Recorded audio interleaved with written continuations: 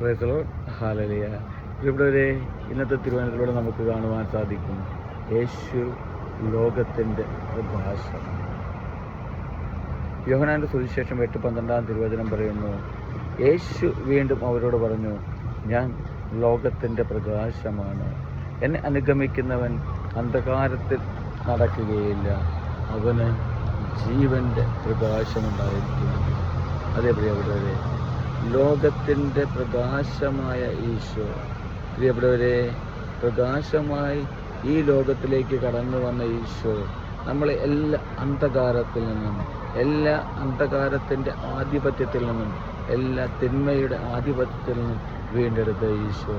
ആ ഈശോയെ അനുഗമിച്ചാൽ, ആ ഈശോയോട് ചേർന്ന് നിന്ന് നമ്മൾ ജീവിച്ചാൽ ഒരു തിന്മയും ഒരു അന്ധകാരവും നമ്മുടെ ജീവിതത്തിൽ സംഭവിക്കുകയില്ല. പ്രിയപ്പെട്ടവരെ, ഒരു കൂരിരുട്ടിൽ ഒരു മെഴുകുതിരി വെട്ടം എത്രയോ പ്രകാശം നൽകുന്നു എന്ന് നിങ്ങൾക്കറിയാം.